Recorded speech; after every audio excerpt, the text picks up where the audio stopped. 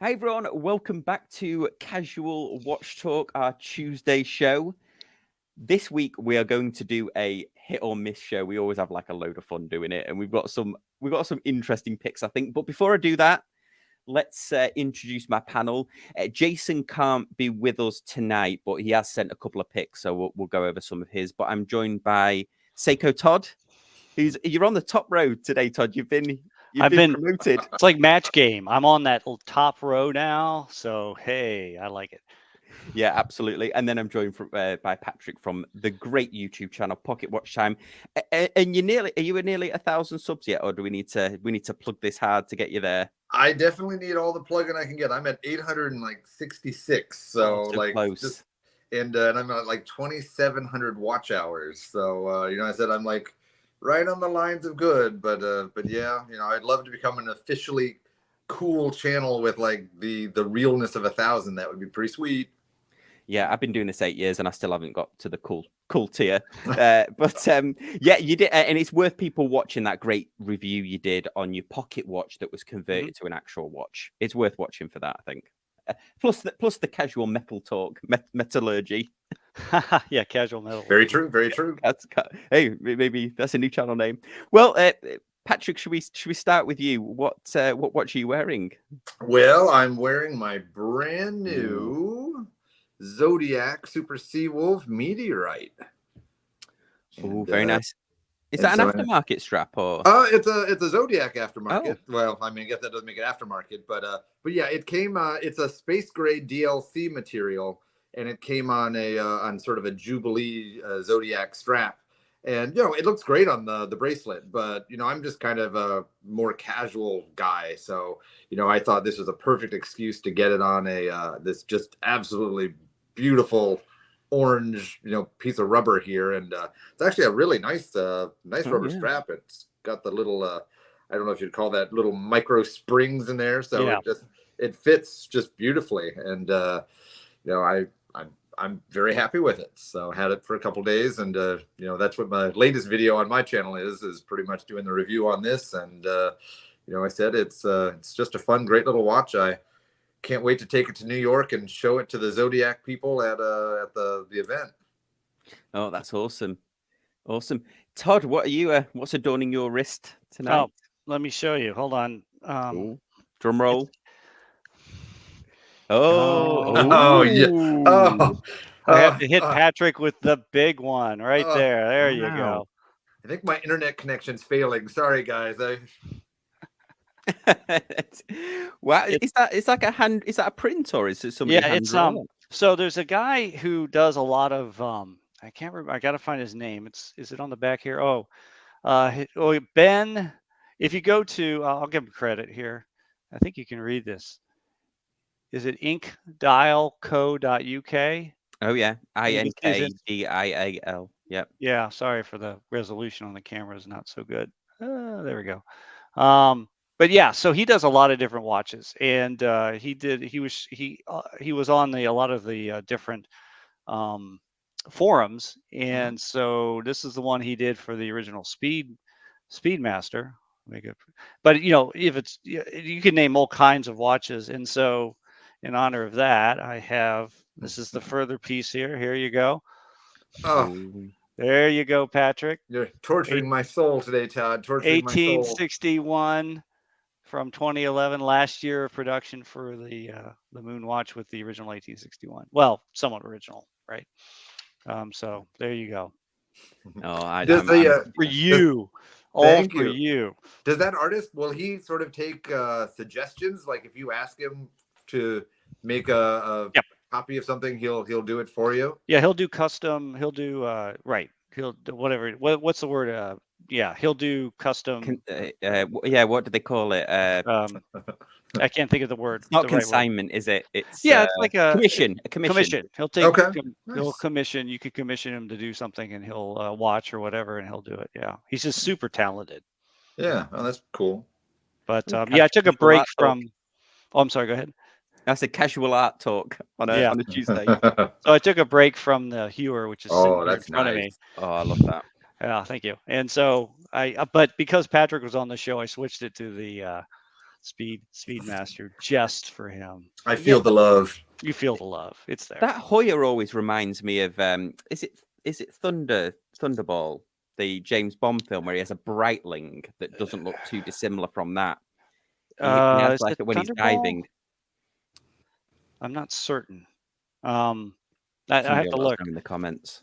But what's cool is that I have a couple calculators here. I've got my Seiko 6138 calculator, and I have the Heuer. So I'm looking at doing some comparisons, and of course, in order to understand how to do the Heuer, I had to go and find the book for it. So this was a few bucks, but it's in German. Oh, So I get to have that's guts.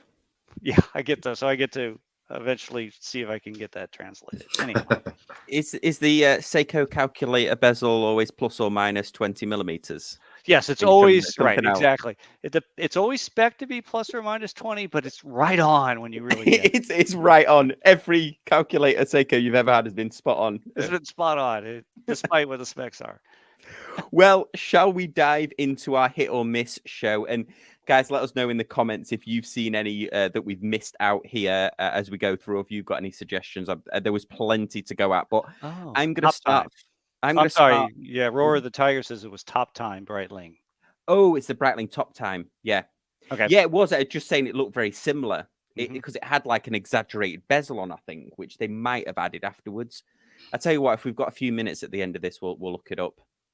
Yep. Well, let's start off with the new Heuer Carrera.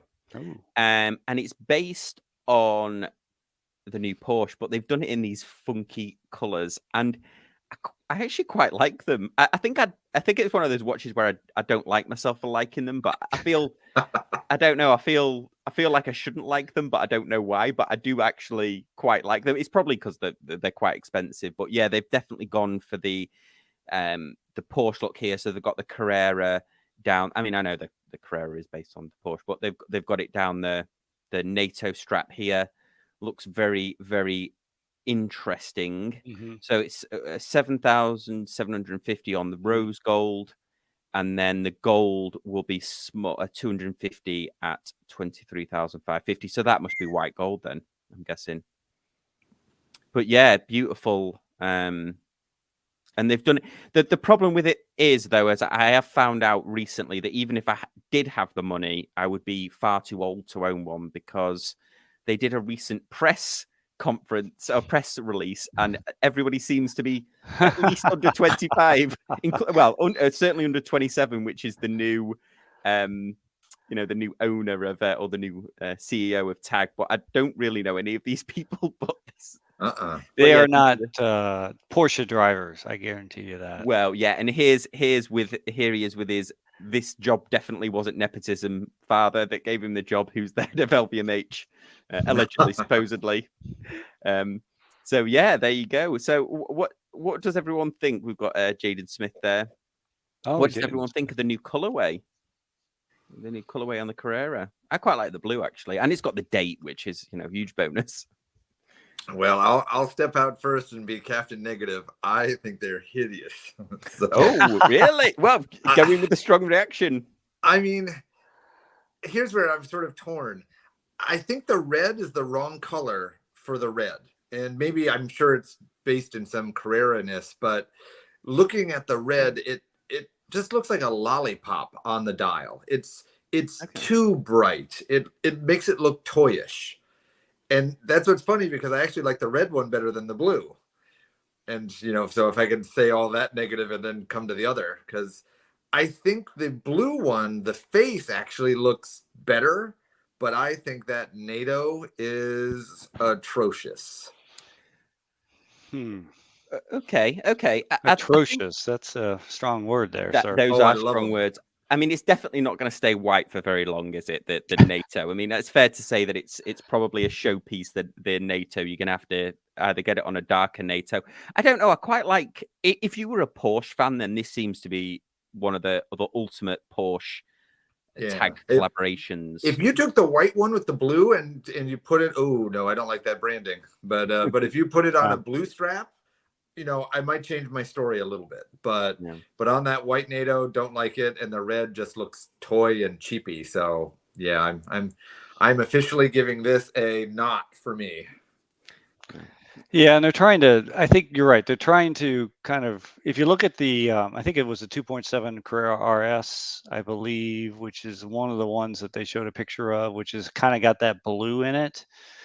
I don't think they quite got the right blue. I mean, Porsche blue, because I was a huge and still am racing fan of vintage Porsches. I used to race Porsche 914s for sports car racing, and which are more like VWs than they are Porsches, I guess. But I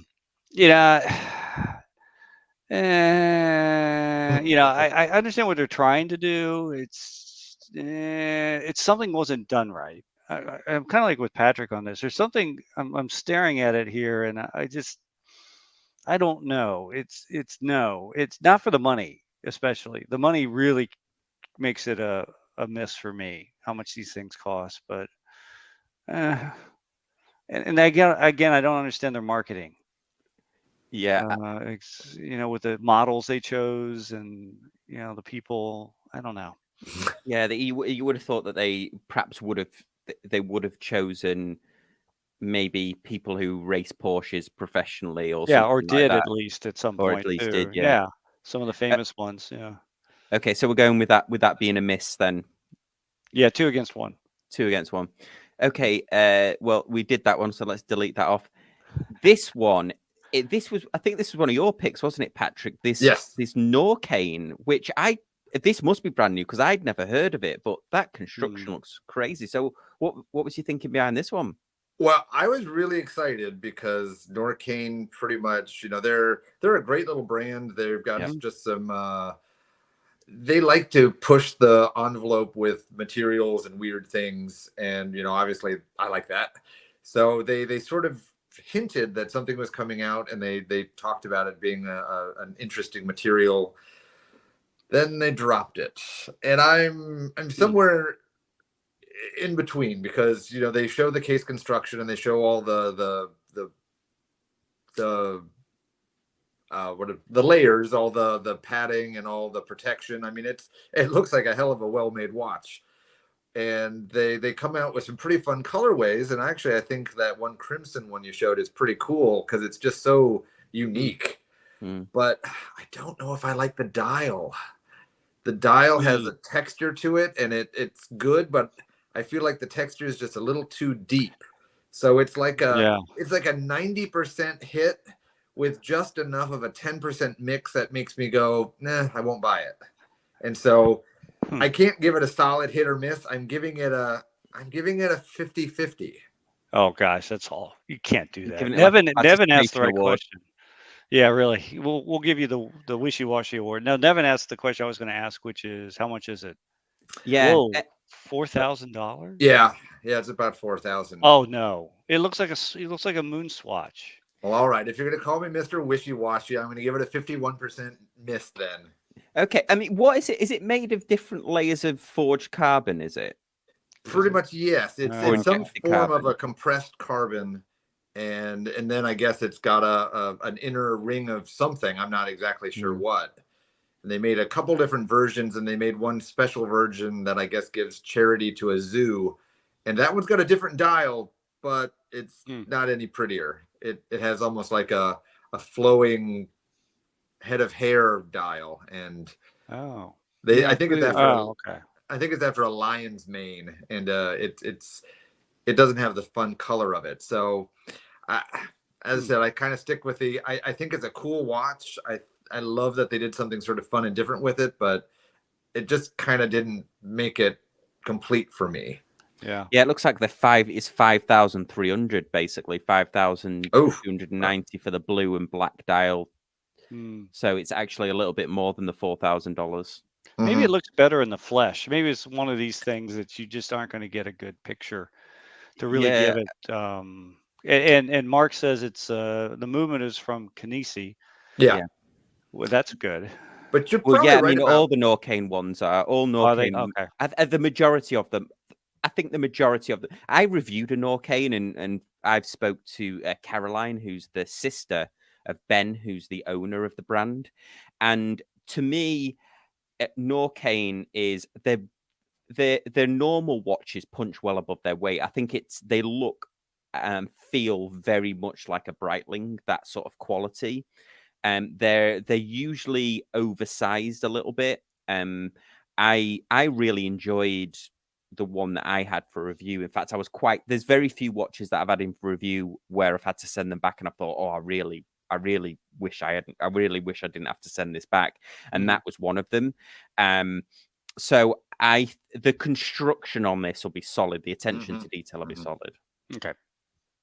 Yeah, but I think you're right. Probably it would look a lot better in the flesh, because something about carbon. I mean, same thing with the Doxa carbon. Like, I've seen pictures of them, and the Doxa carbon watches, they don't photograph well. It's something about that carbon, but they look really good in person. So, my hunch, it's probably a really good looking watch. As I said, I'm not the biggest fan of the dial. It's just too textured, and I somewhat like textured dials. So I know, wishy-washy. Yeah, we're getting we're definitely getting a few misses in the comments here. We've got Sam saying it's a miss. Yeah. I mean, if it were like $800, I would say, oh, okay, maybe. But I mean, at the price, it's just way off for me. Yeah, so Mark got it spot on. Oh no, Bill got it spot on. Yeah, all Norqane chronometers use kinetic movements. So yeah, they've used them. I think they were one of. I'm going to say, I don't know this for a fact, but I think they were probably one of the first after Tudor to use the kinetic movements. And then, of course, I think, but I think Breitling uses them, don't they, as well? I'm complaining. I think they do.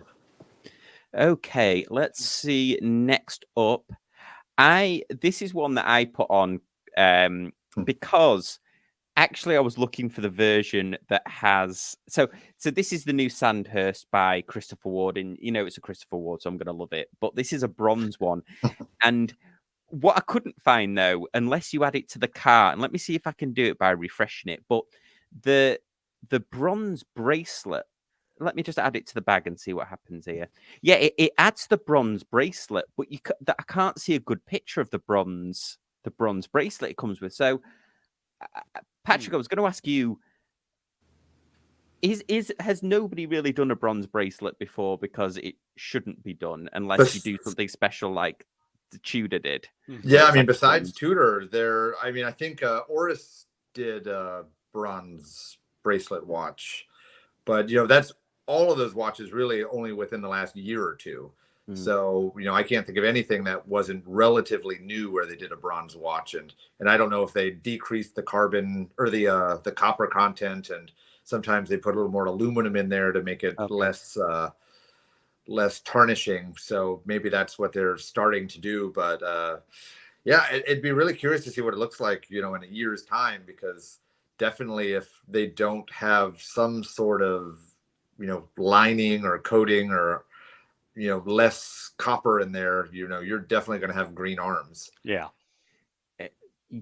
And you'll have to ask, hopefully you'll get to see this at the Wind Up Watch Fair. I won't be able to make the New York one, but hopefully you'll be able to get to see this in person, because I know Mike's certainly going to be there, and he's interested in doing an interview from there or doing one in and around the show. So I think I mean, this doesn't have the date, so I'm a big stickler for the date. But what do you guys think in general? 38mm bronze dive, bronze field watch. Yeah. I think chronometer certified, coming in at 1,205 mark. Typically with Christopher Ward, you get a little cheeky voucher every now and again, so you would probably get that closer to the just around about $1,000, a little bit over. What's your view on this?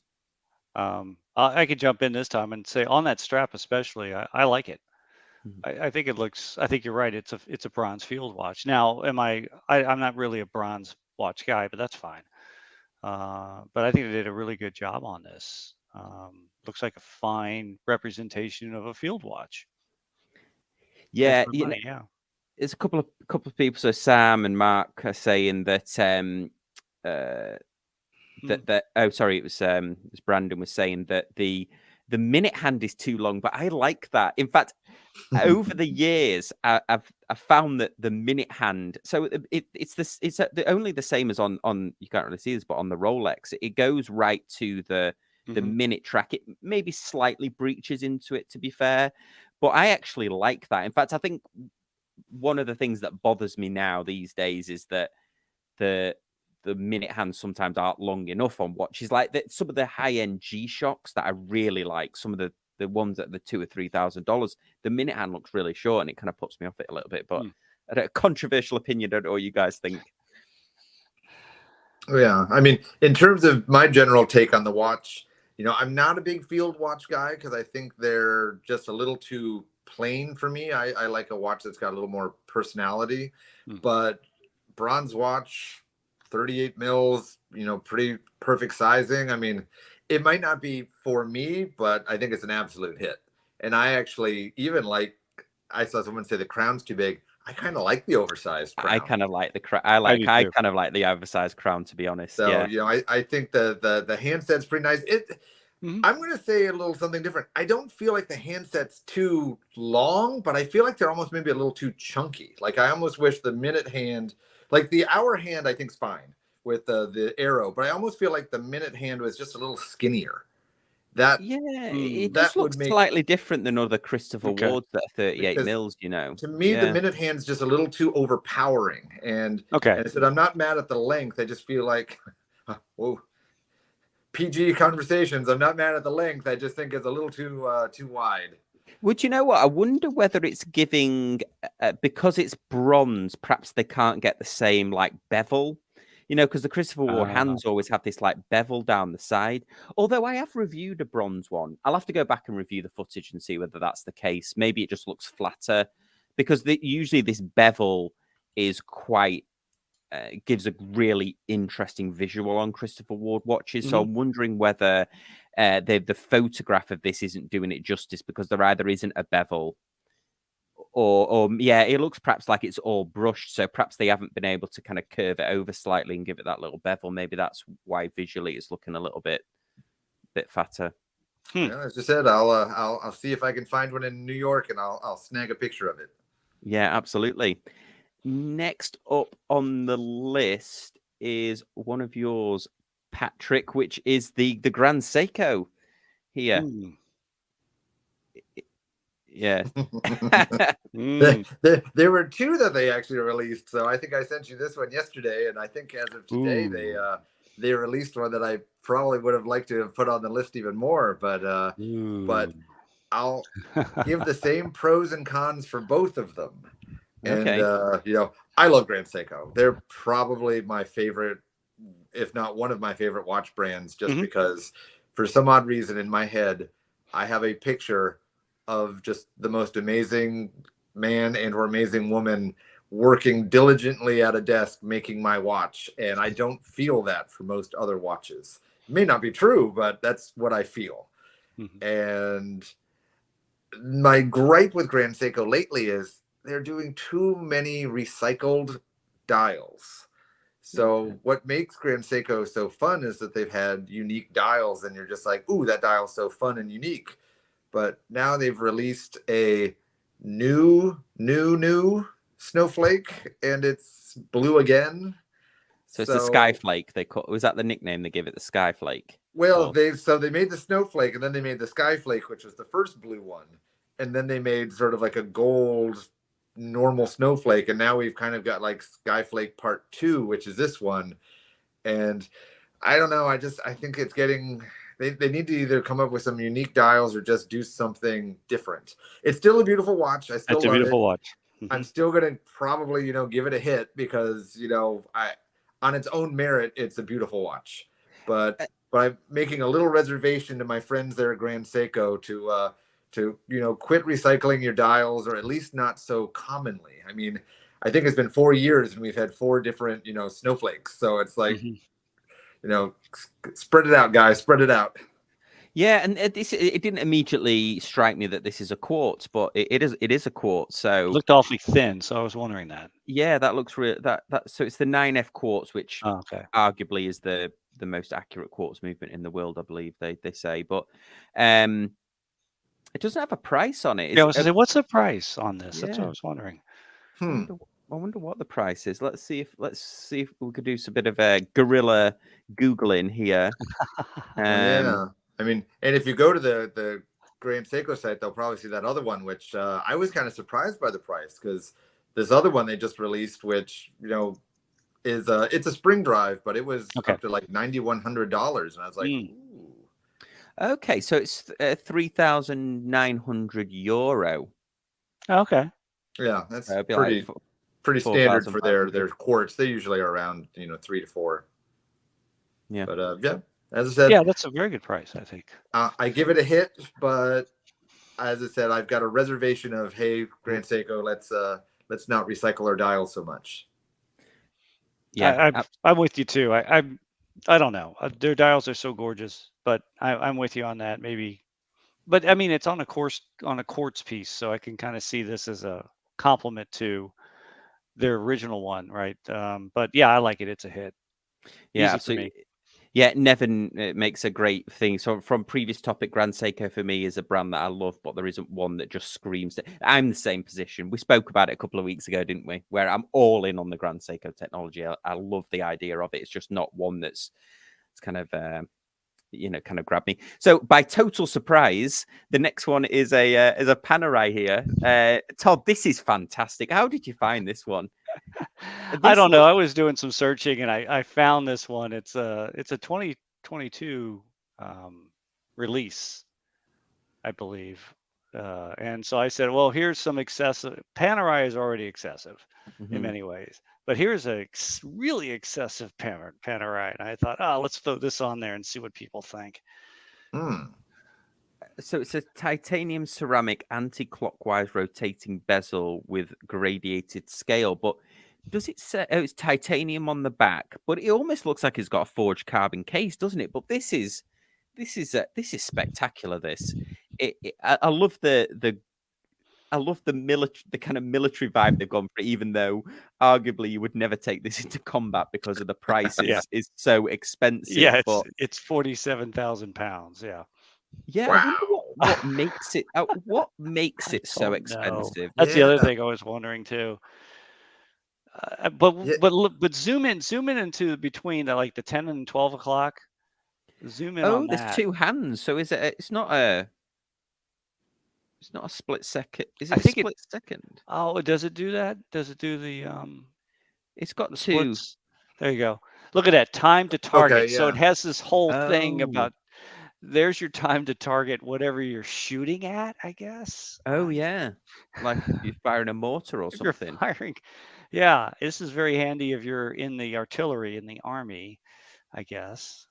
So it's time. Yeah, it's time in distance, speed over distance. Wow.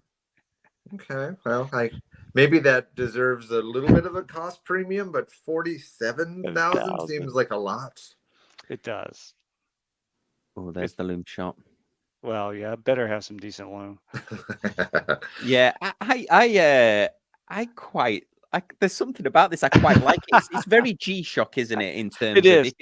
Somebody said it looks like a Mudman, which it does. It looks like, Mark says it looks like a Mudman. I'm totally with him on this, and so it's a $50,000 Mudman to me.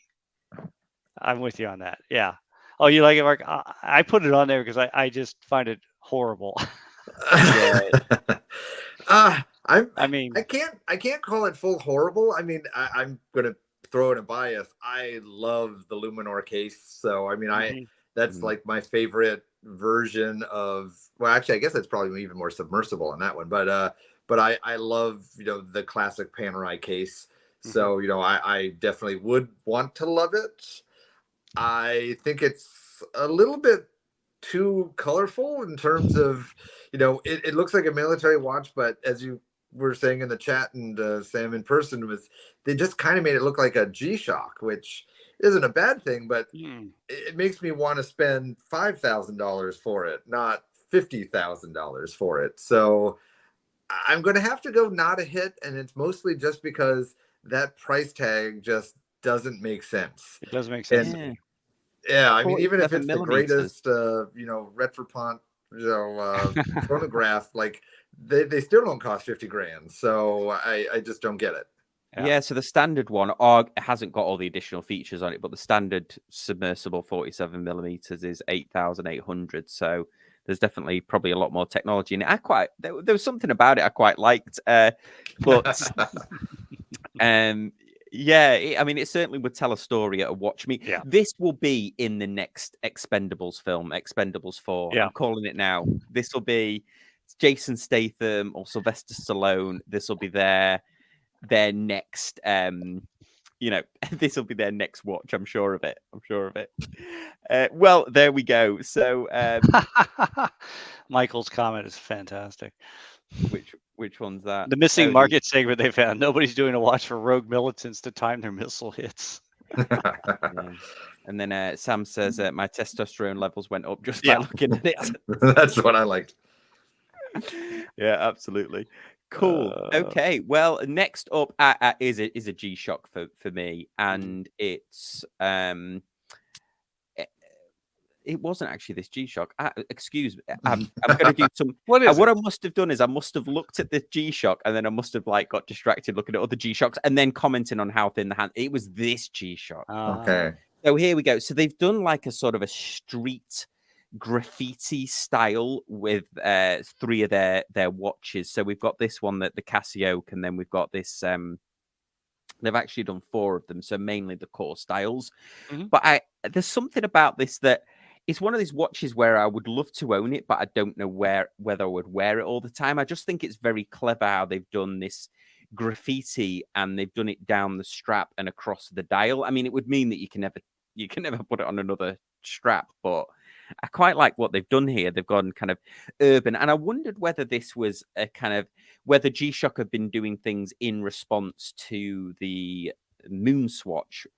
I feel like they've been taking a few more little risks and doing some more interesting type things. This being an example over the last couple of months, and they made, of course, the full metal Casio as well, which I feel was a nod to, just giving the people what they wanted. But what do you guys think of the graffitied watch, the vandalized watch?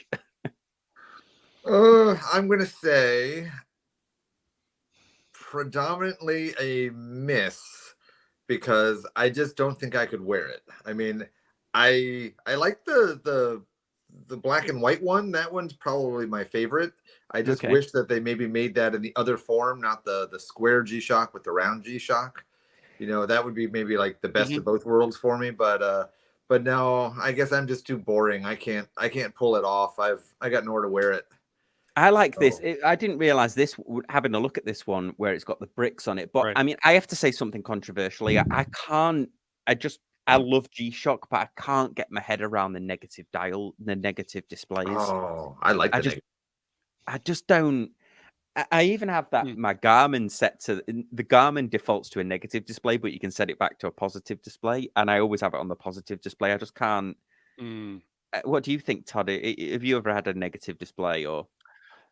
I have negative reviews. That's another issue. So wait, so I have my G-Shock, or no, I have my Garmin. Is this what you mean? Isn't this a positive display, right? Oh, well, my Garmin's only black and white. It doesn't have the funky colors on it. I do have some funky colors, yeah. So this is, if it was negative, I wouldn't like it. I mean, it's okay for a G-Shock. I think it's fine. I like how they're doing this whole street art thing. How much are they? They're reasonable. Yeah, this one is a 240. Okay. Do you know one that I keep my eye on all the time is the one that I reviewed, the NASA one. I don't know if they've got it on here, but that NASA G-Shock that I reviewed for $170. Yeah, that one's pretty cool. Yeah, it's really cool. I'd buy that one. It has come back in stock. It's come in and out of. I'm not gonna. There's not enough G-Shocks to select. So many. I know. We need more. Well, these are the whilst they're kind of on this G-Shock tangent, they've got these crazy ones where they are they're using these. I don't know if you looked into these, Patrick, but they're using all of these like funky metals and stuff, and these ones are like. This one's a 600, but they're doing some that are like $3,000 and stuff. They really have hang on, here we go. Here, these ones, the Mr. G or Master of G. So this one I think is 3,400 or something, $4,000, and this one is 3,500. So this is using their, I think I might have done this for a previous hit or miss, but it's I think it's using some kind of special titanium or something. Yeah, a titanium alloy, the highest hardness titanium alloy, and then they're constructing it out of this different types. So. But yeah, $4,000. They put sapphire crystal on it. Obviously, it's got the Bluetooth. I'm gonna say I'd buy a tegamented Zin any day for that price. So no, I just can't. I couldn't pull the trigger on a multiple $1,000 G-Shock. It's against my religion.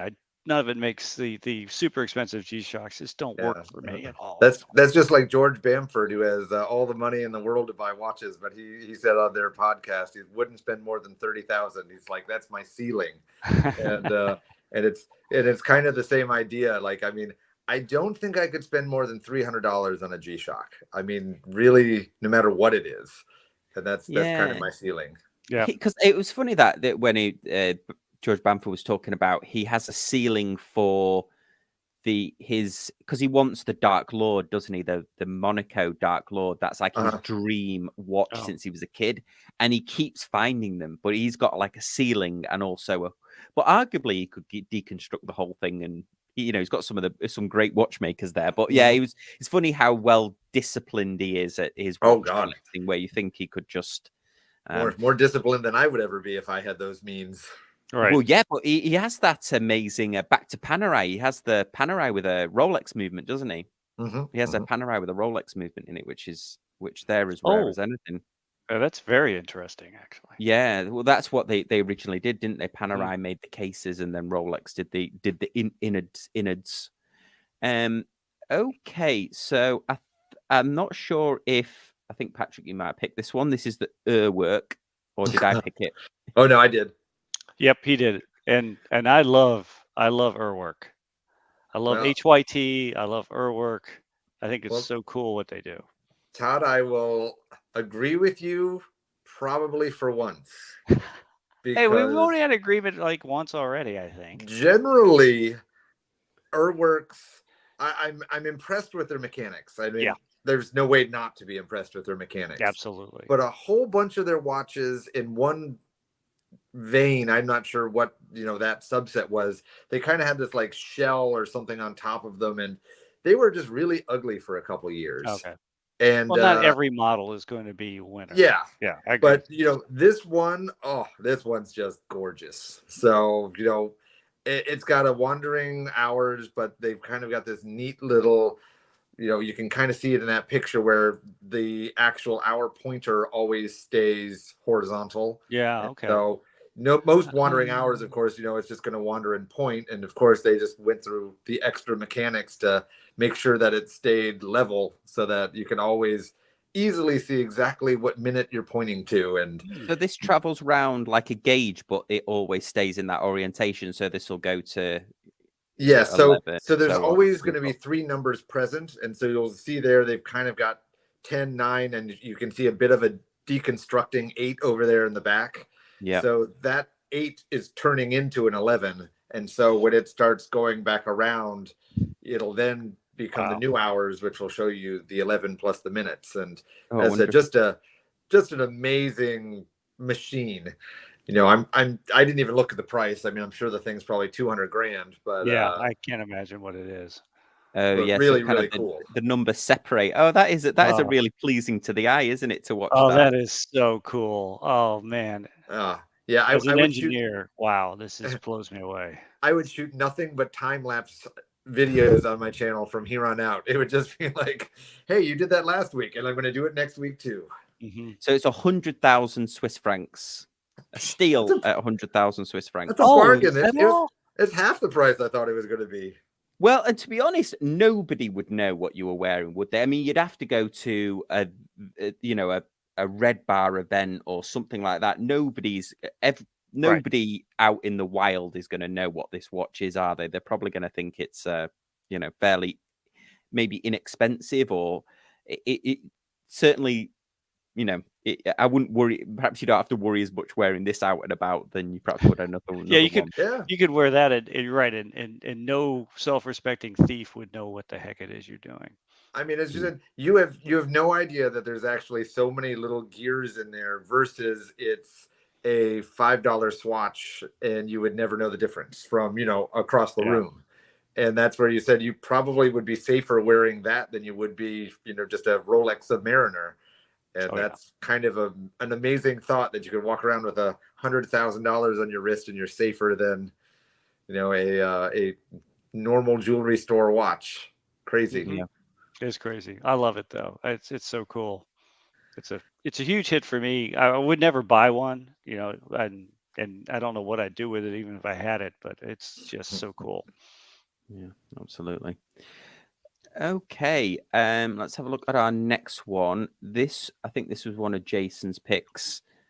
This is the Hublot limited edition, of course, the Classic Fusion Aero Fusion chronograph, all black. So it looks like it's got this awesome, it's almost like a skeletonized dial, isn't it, on there? What is that? Yeah, you see you can't read it. I don't know what time it is. Yeah. I think this is a new trend, this having a center piece here on the dial, because who was the other brand there's another brand that's I think it was Nevada Grenken that they've put like a little medallion over the transition between the hands, but it's my old Zodiac Astrographic does it, but that's to hide the magic hands complication. So I don't really know why you would do it for that, because like it's covering up the symbol on their second hand, which kind of is weird. Oh yeah, it's the H on there. I'm trying to figure this thing out. If I get a different angle at it here, does it look different than if I do over here? I don't know. How much is this? I don't even want to know. Yeah, let's go with. So I actually saw a colleague at work's actually got one of these. What they called Aero Fusion. Well, it definitely needs a longer name, Sam. The name's too short. So it's 26,000 US. What's the material? Is it something interesting, or is that just a DLC coating? Let's have a look. I bet you're right. I bet it's some carbon compound, Patrick. It does look like it to get this patination in there as well, because that's not engraving, is it? That looks like it's almost molded. Let's have a look here. Sorry, I'm laughing at the comments. They're great. Oh, you have to. If you see any interesting ones, let me know. Blacked out platinum blades. Yeah, I can't. Somebody. No, it's matte black ceramic case. Okay. I mean, at least that's kind of fun. I mean, as I said, I'm always hip for someone trying something new and making it look different than a normal watch. I love part of the dial where I like how it has the breakthrough elements that sort of make it a bit skeletonized, but whatever pattern on there is way too busy. Yeah, it's huge busy. It's like something from maybe Irish heraldry of some sort. It's crazy. And even if you had the busy dial, then don't make a busy bezel with busy case. It's busy on top of busy on top of busy. Even if they toned down the dial a little bit, they made the case itself just matte. I would be pretty happy with it, because I'm one of the weird guys out there who thinks that Hublot's bracelets and watch cases are actually very attractive. So I mean, I think the shape of that watch is very nice. Maybe the mechanics aren't so up to snuff and the prices are a little high, but visually they don't make me gag. But this one does. So this is an obvious miss for me. Yeah, definitely miss.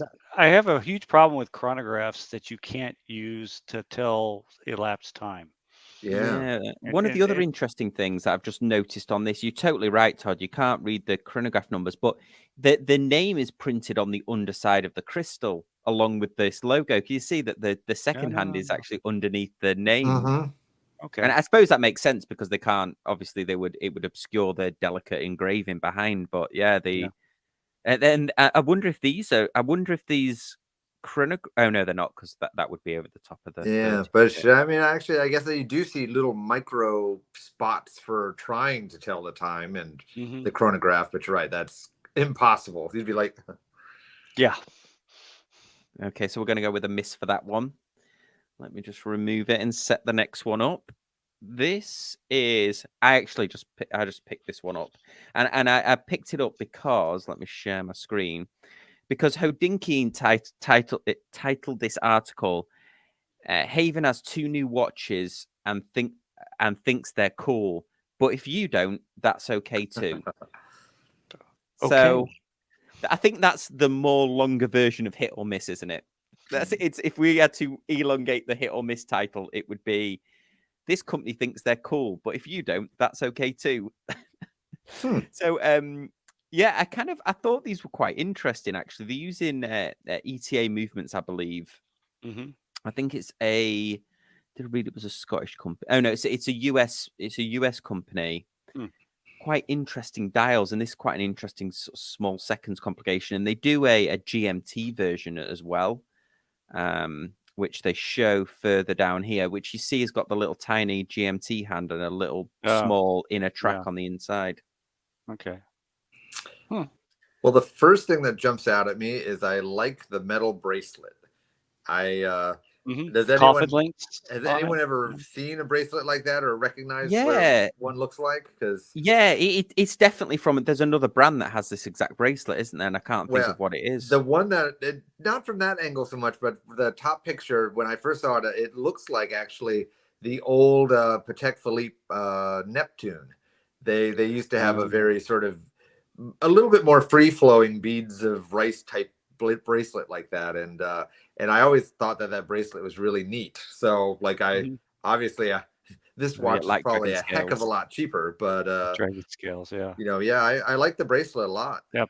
Yeah, Seiko has put the one like that before too. They have a coffin link. I call those coffin links. They have they have some coffin link bracelets like that. I like them a lot. Yeah, I like this comment from Mark. He said, "I see how Dinky's writing continues to set new standards." Yeah, so that's interesting. I kind of found this last minute, so sorry I'm a bit sparse on the details, but they're 39 millimeters. I think they're using a modified. I did have a look because I was interested in the movement. I believe it's ETA, but let's just go down to the details here. The company's obviously paid for this advertorial because it's quite lengthy. Here we go. Haven Watch Co. 39 millimeters. I like that one. It's a Solita movement. Yeah, I like that kind of crimson red or whatever the color is, the earth red tile. I like that a lot. Yeah, 1,399 to 1,599, which I don't think is a bad price. A very Seiko-esque case, isn't it, as well on there? Yeah, you're right. I see some of the design language. It's probably why I like it. Yeah, I'm gonna say it's definitely not a overly bad price for what it is. Yeah, hands straight off a Aquaterra as well, or a Omega. It's funny that you mentioned the Hodinkee. I think I saw Pete in the comments somewhere there. This hit or miss was the hardest hit or miss for me ever, because since what we talked about a couple weeks ago with Watchville being gone, it was so hard for me to do my homework. I had to go click on like 20 separate websites instead of going to one website that did it all for me. So Hodinkee, why did you do it?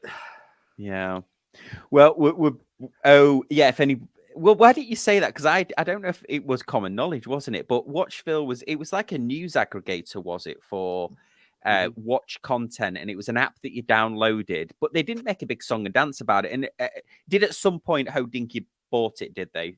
Supposedly, I don't know all the ins and outs of it, but it was an app, but it was also just a web page. So it was actually like my start page on my iPad. So the minute I would open up my iPad, it would just be like, ooh, what's come out? And, that's probably one of the main reasons why I kind of knew what came out. And so now I have to like hunt for it. And I know Pete talked about some self-aggravator thing, but I'm old and old-fashioned, and I don't know how to do that very well. So maybe Pete will make a video and teach us old promote. But for now, I just have to click on 20 episodes. But yes, it was just a page or an app, and they took the articles from other news sources and put it all in one place. Okay, And so it was, Pete's saying how Dinky bought it back in 2015 or so.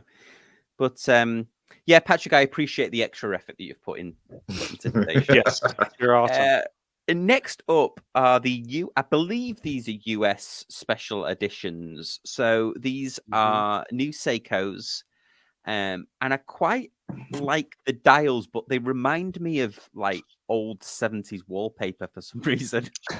I don't know whether that's that kind of textured pattern, but I do actually like that. It was like, was it wood chip or maybe not wood chip wallpaper, but with the linen sort of texture to it. But yeah, I actually quite like these. So they're automatics. Let's just see the price. They're going to be $1,000, aren't they? $1,500. ooh. Yeah, Seiko continues to move up market. Well, and everybody else is, so I can't be too mad at them for it. But You're right. I mean, what I guess the thing to keep in mind with Seiko, people have been complaining about it for a while, is that they're moving up market, and Orient is replacing the original Seiko.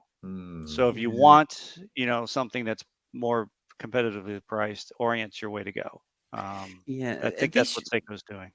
This should have that for $1,500. In my mind, this should have their AL35, is it, or whatever the sort of the undecorated Grand Seiko movement in is. I think that 6R35. I just can't get excited about. Oh, that's a good movement, but yeah. Yeah. Okay, so you say it's a good movement, Todd. So what's it that you like about it? Because I obviously, I poo-poo mid-range Seiko movements, and to be honest, I don't know whether the 6R35 was in that Seiko that went wrong, but you actually think this movement's quite good. It's a better movement. So it's if they had put the old 4R36 or 4R30 if in there, then I would say you're asking way too much money for that movement. This one is better. I'd have to look at them side by side to remember exactly what the differences are, but $1,500 is a little high, even though I love the dials. Yeah, the good thing is that these are, if they're not, I presume that they're going to be limited edition, aren't they? I'm sure of it. But if they're not limited edition, you certainly might be able to get them. I think. What would you think what would tempt you at price wise on this, Todd? Do you think like $1,000 or $1,000? Yeah, because it has the case. The case is the oh shoot, I just can't get it on my head. The case design is the is it the monster? Shoot, I can't get it out. But this is Samurai. Shogun, is it called? Not the Samurai. Yeah, that's Shogun? the angular one. Shogun. Maybe it's a Shogun, as I'm trying to think of. I mean, I like it.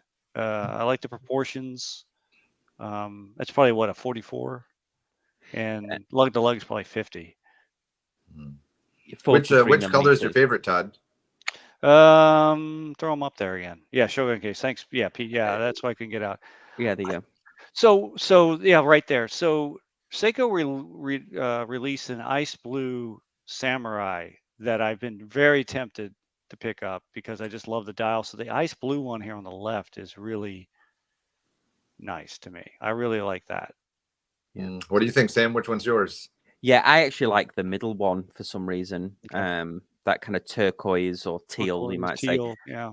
Well, so Pete's saying it is the Shogun case. Yeah. Well, you'll think I'm faking it, but I like the one on the far right. So there's three of us. Oh, there we go. So if we get if we get sent a review copy, although TGV in his video that he just uploaded did a firm shot over the bow of Seiko not lending watches for YouTube reviewers, so I don't think anytime soon we'll be having any review samples in. Well, let's bring it home with a brand that neither of us will ever be, maybe all three of us will never be able to own, or at least it would be good if we were in a position where we could own them. And this is the Richard Mille. There's something. I grew up in Manchester in the 90s, and this symbol certainly meant something different than I guess what they're going for with this watch. I don't know what it means, but it's it means I have more money than sense. I know that. Yes. Can you give us a Manchester. Yeah, definition? Manchesterian. Yeah, it was associated at one time with the LSD. Oh, Okay.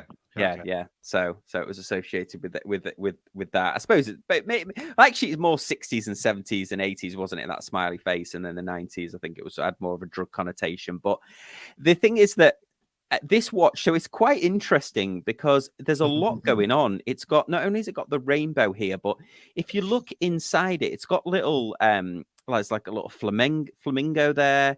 You've got the cactus. This is the ultimate summer watch for anybody that's, you know, it's like a holiday watch, isn't it? You've got your Mai Tai there or whatever it is, and then you've got the sun and the pineapple and stuff like that.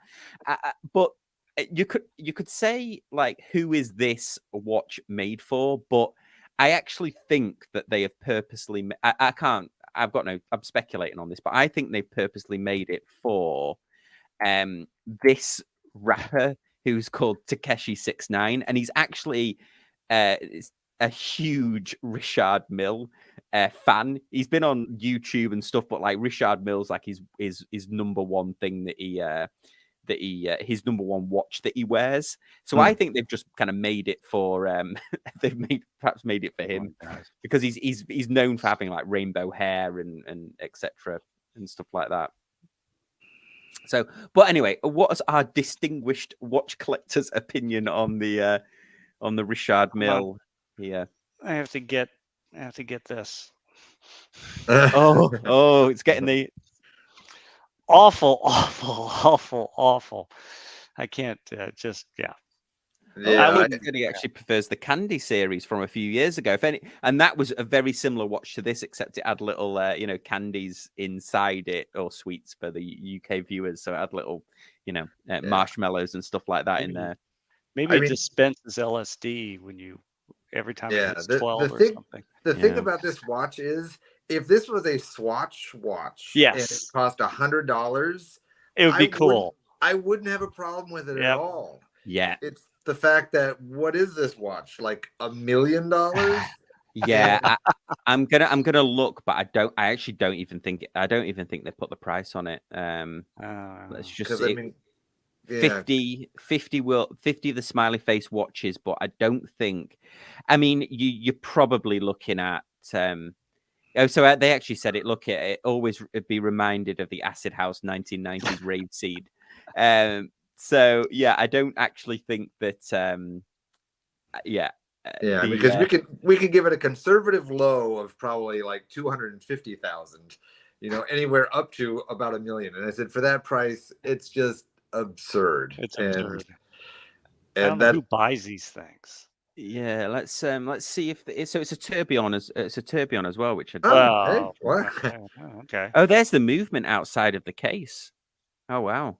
I mean, it's pretty interesting engineering for sure. Yeah, I wonder if Rob Report has ventured a price. They're definitely hiding the tourbillon from me. I still don't even see it.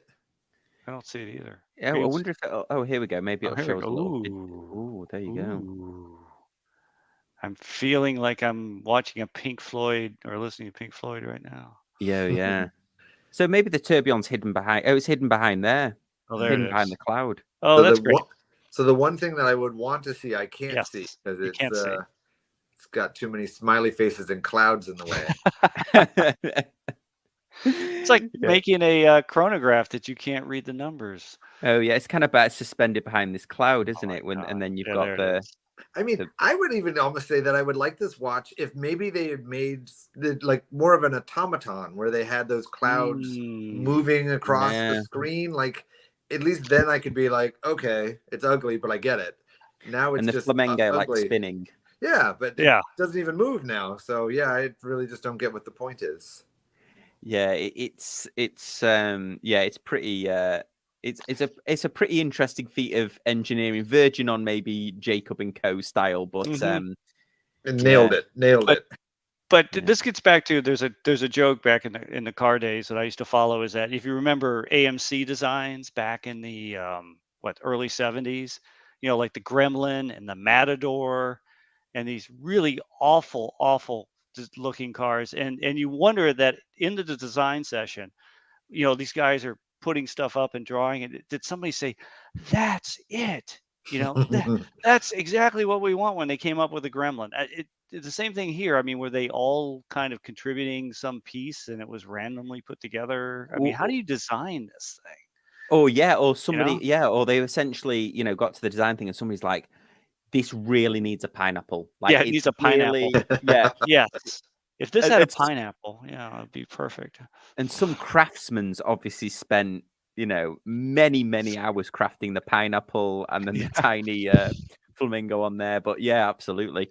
Well, that's we didn't venture a guess. I think for the right person, I guess that's a hit. But you'd have to be quite the secret vote right there. Yeah, no, it's a hit for my 2-year-old child, but it would have to be fractions of that price. Right. Swatch, it's a hit. I'm with Patrick.